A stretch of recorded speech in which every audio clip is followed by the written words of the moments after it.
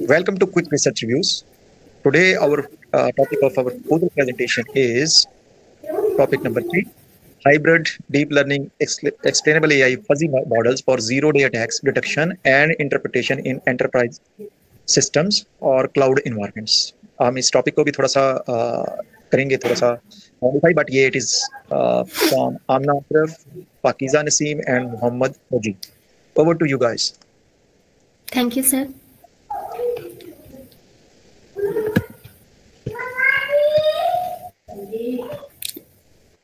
I am Amna Ashraf, and with me are my teammates Pakiza Naseem and Mohammad Mujib Akbar. Our research project is titled Hybrid Deep Learning and Fuzzy Models for Zero-Day Attack Detection and Interpretation in Enterprise System using Explainable AI supervised by Mr. Usman Ali. In our research, we are designing a system that can detect zero-day attacks. These are new or unseen cyber threats that traditional systems usually miss. Our model will be interpretable and transparent, meaning security can easily understand why the system made a certain decision. It will also be adaptable, so it can adjust to new types of attacks. To achieve this, we combine explainable AI for interpretability, deep learning for powerful detection capabilities, and fuzzy logic to handle uncertainty in decision making. Here is the overview of my presentation. I will start the presentation by covering background and motivation and the problem statement. In the background and motivation, I will explain why this topic was chosen and its importance in today's cybersecurity field. Then I will define the main problem, and research focuses on the challenges of detecting zero-day attacks effectively and transparently. After my part, Pakiza will continue with the current state of art, and Mohammad Mujib Akbar will discuss the research gap and the rest of the sections. First of all sir, ये हमारे पास 3 slides हैं, ये हमारे background के ही हैं, तो मैं इसको कंक्लूड करती हूँ. साइबर अटैक्स स्पेशली जो जीरो डे अटैक्स होते हैं, ये टाइम टू टाइम एडवांस होते जा रहे हैं और इनको डिटेक्ट करना उतना ही ज़्यादा मुश्किल होता जा रहा है. जो आजकल के ट्रेडिशनल सिक्योरिटी सिस्टम्स हैं वो इनको ईजिली बाईपास कर देते हैं और उन ट्रेडिशनल जो सिक्योरिटी सिस्टम्स हैं वो इनको डिटेक्ट नहीं करते, उनके लिए बहुत मुश्किल काम हो जाता है. ठीक है, हमारे प्रोजेक्ट में हम we use a mix of deep learning, explainable AI and fuzzy logics. Deep learning हमें हेल्प करेगी फाइंड आउट करने में जो हमारे सस्पिशियस पैटर्न्स हैं. एक्सप्लेनेबल एआई एक्सप्लेन करेगी कि how the system makes decisions, और जो फजी लॉजिक है वो helps deal with uncertainty. This combination makes attacks detectable, more accurate and trustworthy. इसमें नेक्स्ट जो ये है, इसमें हमारे पास जो डोमेन्स है वो एंटरप्राइज सिस्टम, क्लाउड सिस्टम और आईओटी है, लेकिन हमारा जो मेन फोकस होगा वो एंटरप्राइज सिस्टम में होगा. और इधर सर हम जनरेटिव एआई हमारे पास एक ऑप्शनल है, बाकी हमारा जो मेन फोकस होगा वो machine learning, deep learning, explainable AI और फजी सिस्टम्स पर होगा. नेक्स्ट हम हमारी मोटिवेशन देखते हैं इस टॉपिक की. इस रिसर्च का मेन मोटिवेशन ये है कि जो साइबर अटैक्स फास्टली जो ग्रो कर रहे हैं, स्पेशली जो जीरो डे अटैक्स हैं, ये जो हमारे ट्रेडिशनल जो सिस्टम्स हैं, सिक्योरिटी सिस्टम्स हैं, उनको बाईपास कर लेते हैं. और जो ये जीरो डे अटैक्स होते हैं, ये हमारे सिस्टम के अननोन सिक्योरिटी फ्लॉज को एक्सप्लॉइट करते हैं. और इवन तो कि हमें जब तक हमें हमारे सिस्टम का पता चलता है कि ये फ्लॉ हमारे सिस्टम में है, और जब तक हम उसको फिक्स करते हैं, वो इस गैप के दरमियान में अटैक करते हैं और हमारे जो ऑर्गेनाइजेशन है उसको फाइनेंशियली और ऑपरेशनली डैमेज करते हैं. That's why we are developing a system that is accurate, adaptable, and explainable, so it can better protect enterprise system. Also, this project is interest-based for us as it will help us gain a lot of knowledge and learning. Next, we move toward our main problem of our research. इसमें हमारा जो main M है वो यही है कि हमने एक जीरो डे अटैक को डिटेक्ट करने के लिए हमने मॉडल बनाना है. हमारा मेन फोकस होगा एंटरप्राइज सिस्टम पर हम क्लाउड इन्वायरमेंट पे भी करने की कोशिश करेंगे. बेटा सॉरी टू इंटरप्ट, ये ना स्लाइड शो में इसको शो करें, ये स्लाइड इस थोड़ी सी विजुअली क्लियर नहीं है. Okay sir.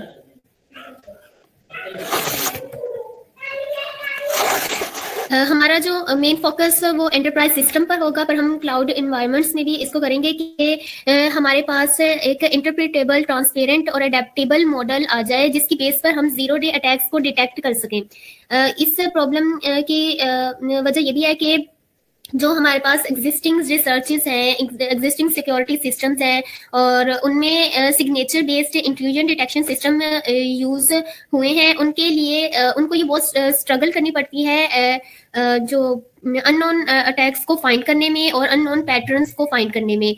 और जो एआई ड्राइवन डिटेक्शन सिस्टम्स हैं वो जो ब्लैक बॉक्सेस यूज करते हैं वो प्रॉमिस तो करते हैं कि कि इस तरह के मॉडल्स का प्रॉमिस तो करते हैं कि हम ऐसा मॉडल देंगे, लेकिन वो लिमिटेड ट्रांसपेरेंसी और इंटरप्रेटेबिलिटी शो करता है, मतलब कि उनसे ये डिटेक्ट नहीं हो पाता। तो इसी तरह जिसकी वजह से हमारा जो ट्रस्ट है वो डिक्लाइन होता है, और इस वजह से हमारा जो प्रॉब्लम स्टेटमेंट है वो हमारी ये है कि हमने एक ऐसा सिस्टम बनाना है जो जीरो डे अटैक्स को डिटेक्ट कर सके in enterprise system. That's all from my side. Next Pakeeza will continue with her presentation.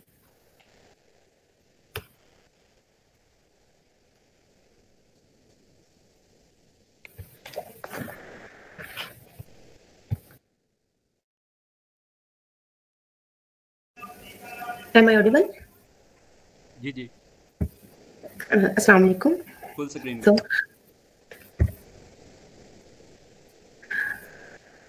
I'm gonna continue this part. So, मैं जो कवर करूँगी वो है overview of recent techniques and methods जो कि इंट्रूजन एंड अटैक डिटेक्शन में use होंगी। तो ये बेसिक कुछ पेपर्स का हमने टेबल क्रिएट कर लिया जिसमें हमने कॉलम्स रखे, डाटा सेट्स को, उसकी मेथडोलॉजीज को डिस्कस किया और की मैट्रिसेस को देखा।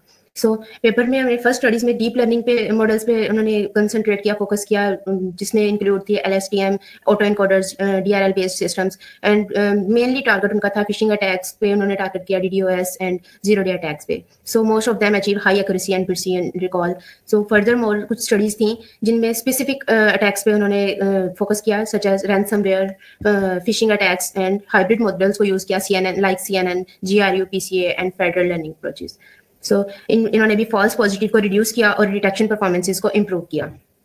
तो फर्दर हमने कुछ ट्रेंड्स को देखा जिसमें हाइब्रिड और डीप लर्निंग बेस्ड मेथड्स को यूज किया जो कि पावरफुल एंड इफेक्टिव तो हैं, बट जब वो कुछ करंट मॉडल्स हैं लाइक LSTM, CNN, GRU वो पावरफुल हैं but they face several challenges and several issues. Challenges हमारे पास हैं जी, हाई कंप्यूटेशनल कॉम्प्लेक्सिटी को फेस कर रहे हैं, वो लिमिटेड डाटा सेट्स हैं, लैक ऑफ अडेप्टेबिलिटी है, लो एक्सप्लेनेबिलिटी है, जो कि हमारे पास मतलब फ्यू मोर इश्यूज भी हैं, लिमिटेड क्रॉस डोमेन जनरलाइजेशन है, डाटा प्राइवेसी गैप्स हैं, थ्रेशोल्ड सेंसिटिविटी है, लिमिटेड एंटरप्राइज इंटीग्रेशन है। सो ये सारे जो थे ये हमारे पास इन्होंने कुछ इश्यूज को फेस किया, इनके फर्दर मोर इम्प्रूवमेंट पे काम हो रहा है।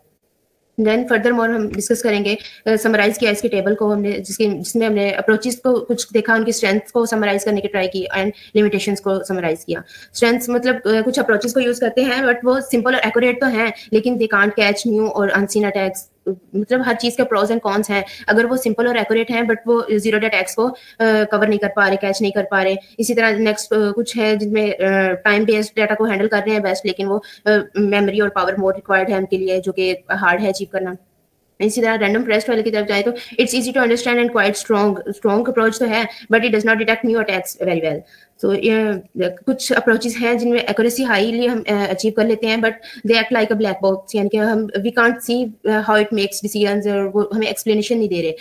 नेक्स्ट कुछ मॉडल है, कुछ अप्रोचेस हैं, इट कांट फाइंड न्यू, मतलब वो ट्रिकी अटैक्स और न्यू अटैक्स को तो वो कैच कर रहे हैं but it's really hard and unstable to cover it. So that's all from my side. Now Mujib will take over and continue.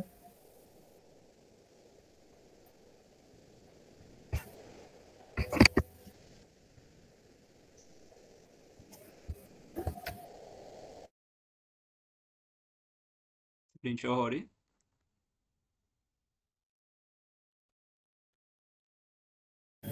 जी।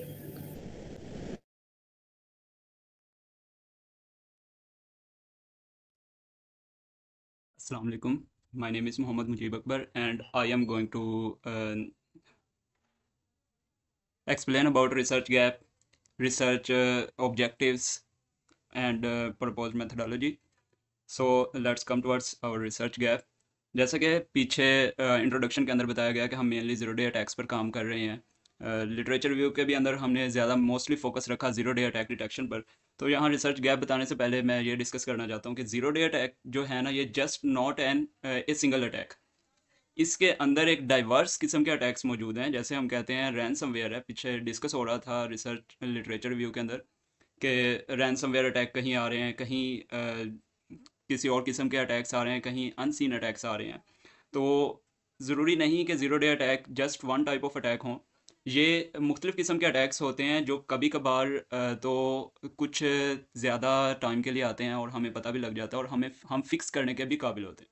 लेकिन समटाइम्स जैसे DDoS अटैक्स हैं, रैनसमवेयर अटैक्स हैं, इस तरह के अटैक्स अनसीन तौर पर आते हैं, अननोन वल्नरेबिलिटी के तौर पर आते हैं, जिसकी वजह से हम इन्हें zero day attacks, never before seen attacks कह रहे होते हैं।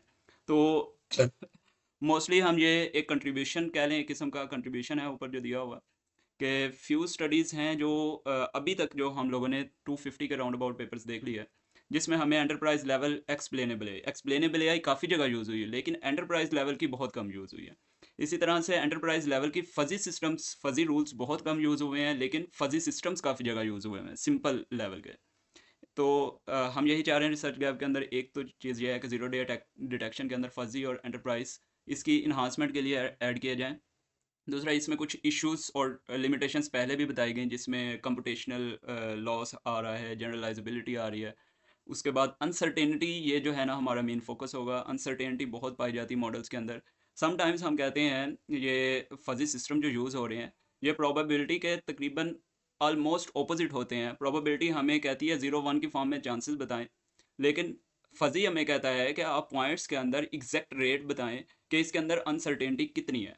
तो अनसर्टेनिटी ऑलमोस्ट लैक हो रही है इसमें परफेक्ट प्री प्रोसेसिंग बहुत सारे पेपर्स के अंदर, जिसकी वजह से एक्यूरेसी लॉस हो रहा है या मॉडल जो है अनस्टेबल हो रहे हैं, या कुछ इश्यूज जो पहले बयान किए गए वो आ रहे हैं, वो परफेक्ट प्री प्रोसेसिंग स्टेप्स ना यूज़ करने की वजह से हो रहा है। या फिर एक जो मेन चीज़ है, क्रॉस डोमेन एनालिसिस नहीं किए जा रहे। क्रॉस डोमेन एनालिसिस से मुराद के, अगर मैं एक टाइप ऑफ अटैक पर काम कर रहा हूँ तो मैं जस्ट उसी पर काम कर रहा हूँ, उसके अलावा किसी दूसरे को हम टेस्ट या वैलिडेट नहीं कर रहे अपनी ट्रेनिंग सेट के बाद।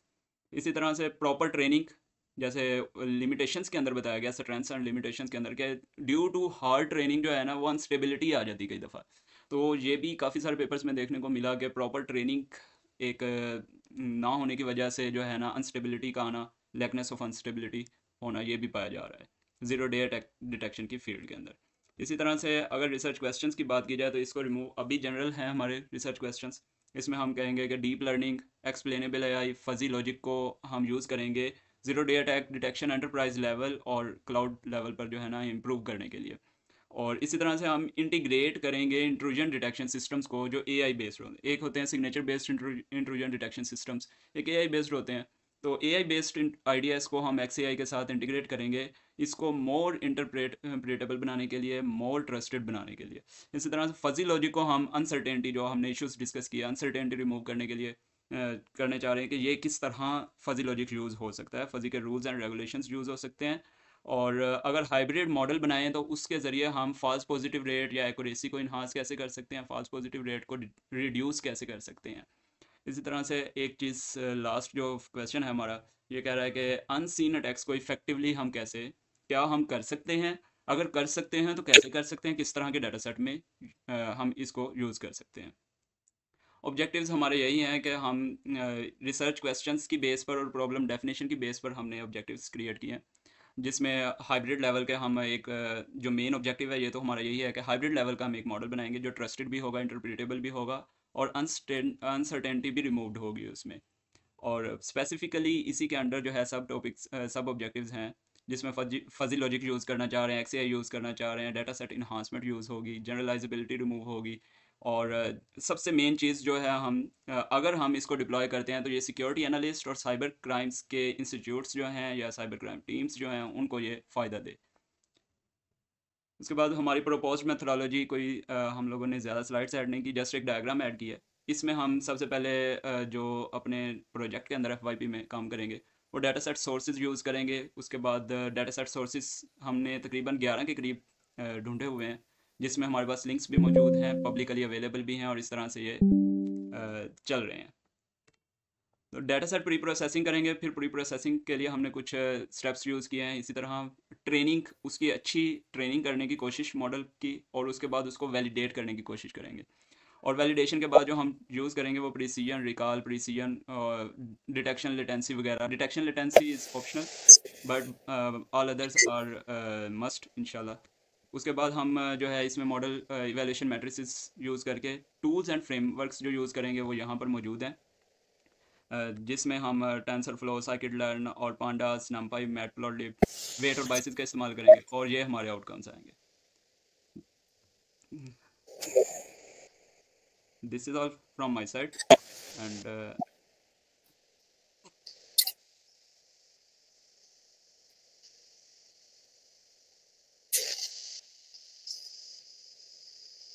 सर ये हमारी तरफ से हो गया। ओके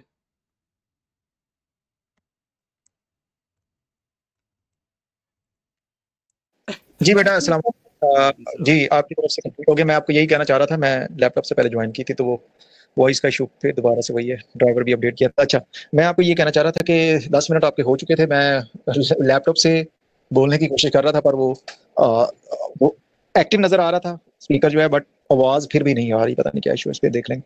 अच्छा, आपने जो presentation good, it was content was good. आप आए अपने लिमिटेशंस और रिसर्च गैप्स पे आइएगा। ये वाला सर, ये रिसर्च गैप्स हैं और ये लिमिटेशंस हैं और ये इश्यूज हैं। आप गैप्स के ऊपर आएंगे, जो आपने आइडेंटिफाई किए हैं। सबसे पहले तो ये कि इनको ना प्रॉपर तरीके से आपने साइट करना है, और प्रॉपर तरीके से गैप एक वर्ड नहीं होता, gap is like in sentence आप उसको एक्सप्लेन कर सकते हैं कि जैसे जनरलाइजेबिलिटी है तो how generalisability can be improved, और is how the gap of generalisability exist in your domain. ये आपने एक से दो लाइन में एक्सप्लेन करना होता है। मतलब ये एक लफ्ज जो है ना वो थोड़ा सा कंफ्यूजन क्रिएट करता है। मतलब ये एक आप कह सकते हैं कि ये जनरलाइज्ड गैप जरूर है सबके लिए, uncertainty, generalisability, lack of perfect pre-processing, cross-domain analysis, difficulty in proper training, lackness of unstability. अच्छा, cross-domain analysis, difficulty in proper training, these are limitations. Lackness of perfect pre-processing, this can be a gap. Uncertainty can be a gap. Generalizability can be a gap. Lackness of unstability आपने लिखा है। अच्छा, ये भी मतलब देखें इसको ना फिर अब कमेंट वही है कि बेटा इसको आपने डिग थ्रू करना है। 2 से 3 गैप्स जो आपको लगता है कि मोस्ट इंपॉर्टेंट गैप्स हैं जिनको आप फिल करना चाह रहे हैं। आपने एक लफ्ज़ बोला था यहाँ पे कि हम किस के ऊपर फोकस करना चाह रहे हैं। मेन आपने कहा था फजी, आपने कहा था कि ये इस गैप के ऊपर हम ज्यादा फोकस करना चाह रहे हैं। नहीं, आपने कहा था कि ये हमारा यहाँ पर ना मैं एक चीज़ आपको बता दूँ फजी के मुतालिक। ये एक क्रॉस सेक्शनल डोमेन है जो कि अभी रिसेंटली 4 to 5 ईयर्स हुए हैं इसको डिफरेंट डोमेन्स के अंदर रिसर्च के लिहाज से एंटर हुए हुए। इसका 1996 में पहला सेट आया था, ये सेट बेस्ड होती है। 1996 में पहला सेट आया था, फिर 2006 में दूसरा सेट आया, फिर 2016 में थर्ड सेट आया, उसके बाद 2020 के बाद ये प्रॉपरली इंगेज हुई है रिसर्च के अंदर। बिल्कुल, वो ठीक है, मैं आपकी बात समझ रहा हूँ कि ये एक इवॉल्विंग आप कह लें कि टेक्निक है, और ये डोमेन जो है वो एक मतलब इसमें पोटेंशियल है, आपका मतलब यही है। मैं ये असल में कहना चाह रहा हूँ कि आपने ना एक लफ्ज़ बोला था कि इस स्पेसिफिक गैप के ऊपर या लिमिटेशन के ऊपर हम काम करना चाह रहे हैं, वो मेरे अभी ज़हन से निकल गया ड्यूरिंग प्रेजेंटेशन, में आपको इंटरप्ट नहीं करना चाह रहा था। तो अब इसमें अनसर्टेनिटी व्हाई, अब आपने ना देखना है जनरलाइजेबिलिटी और अनसर्टेनिटी को, ठीक है, कि why this gap is present in your domain.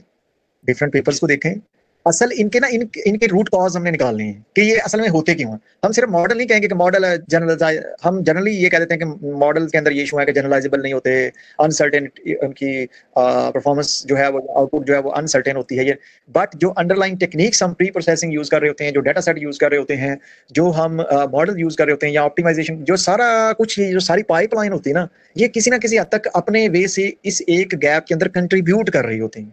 समझ आ रही है ना बात की? ये नहीं है कि एक ही हम मॉडल को कसूरवार ठहरा दें। मॉडल तो एक जनरल कंपटीशन हुआ और उसके जरिए वो वजूद में आ गया, आपने उसको अपनी स्पेसिफिक डोमेन में यूज किया, आपने इन सिंपल सेंस आपने उसको जब सही तरह से प्री प्रोसेस डेटा नहीं दिया, आपने सही तरह से उसकी हाइपर पैरामीटर ट्यूनिंग नहीं की, उसके वेट्स को एडजस्ट नहीं किया, उसकी जो है वो इंटरनल लेयर्स के ऊपर काम नहीं सही तरह से किया, आपने जो डाटा था वैसे ही उसको दे दिया और बाद में हम उस मॉडल को कसूरवार ठहरा देते हैं कि मॉडल की वजह से ये सारा इशू आया है। ठीक है, तो इन सिंपल वर्ड्स ये जो गैप्स होते हैं ये बड़े सारे रूट कॉजेज होते हैं। हम रूट कॉज एक ऊपर फोकस करेंगे एक टाइम पे, एक या दो के ऊपर, कि ये मेन रूट कॉज है अनसर्टेनिटी का जीरो डे अटैक्स के अंदर। ठीक है, या ये मेन कॉज है जनरलाइजेबिलिटी का। ठीक है, ये हमने विद फैक्ट्स प्रूव करना। ये सारे बच्चे सुन रहे होंगे, मैं दोबारा चीजें रिपीट इसलिए कर रहा हूं कि ये विद फैक्ट्स प्रूव करना है कि ये रूट कॉज है मेन, और विद फैक्ट्स क्या, साइटेशंस। लिटरेचर पढ़ेंगे तो आपको पता चलेगा ना कि ये मेन कॉज वाकई ही है कि नहीं है, पीछे जो इसका रूट कॉज है अनसर्टेनिटी का, जनरलाइजेबिलिटी का। हम सिर्फ मॉडल को नहीं कहेंगे, हम ऑप्टिमाइजेशन टेक्निक्स को भी देखेंगे कि ये इसके अंदर प्री प्रोसेसिंग टेक्निक्स के क्या इश्यूज हैं। तो फिर जब हम एक कॉज निकाल लेंगे, हम उसको फॉर्मुलेट करेंगे और जो एग्जिस्टिंग पाइपलाइंस हैं उसके अंदर इंटीग्रेट कर देंगे। That is it. समझ आ रही बात की? तो your presentation was good, but इसमें साइटेशंस और प्रॉपर जो है ना एक रेफरेंसेस की थोड़ी सी मिसिंग मुझे लगी है चीजें। आप तीनों की बहुत ऐड हैं ये रहे, बट आपने इन टेक्स्ट साइटेशन वगैरह दी प्रॉपर तरीके से। जी सर, प्रॉपर तरीके से इन टेक्स्ट साइटेशन देते हैं। तो आपने भी आपने व्हाई दीज आर गैप्स 2 से 3 टॉप। ठीक है, मैंने लिख लिया। व्हाई का मतलब होता है कि ये है, रीजन देना है कि ये गैप्स है कि वो किस वजह से हैं। ठीक है, व्हाट आर दी पीछे के रीजंस क्या हैं, रीजंस बिहाइंड दीज लिमिटेशंस और gap, and how you are going to solve 1 और 2 गैप्स। ठीक है, तो ये हम नेक्स्ट प्रेजेंटेशन में हमने सिर्फ यही चीज पे काम करना है। और अच्छी चीज ये है कि अगर आप इसका फ्लो चार्ट सा या एक साथ वो भी ऐड कर दें तो दैट इज गुड। बाकी 3 से 4 स्लाइड्स 5 स्लाइड्स हमने इसी चीज करना था, करने लगे थे, बट टाइम शॉर्टेज की वजह से अगली प्रेजेंटेशन। ठीक है जी, थैंक यू वेरी मच। बाकी आपकी प्रेजेंटेशन प्रपोजल के point of view that is good. Proposal जो है मेरे होपफुली आप लोगों ने प्रिपेयर कर लिए होंगे।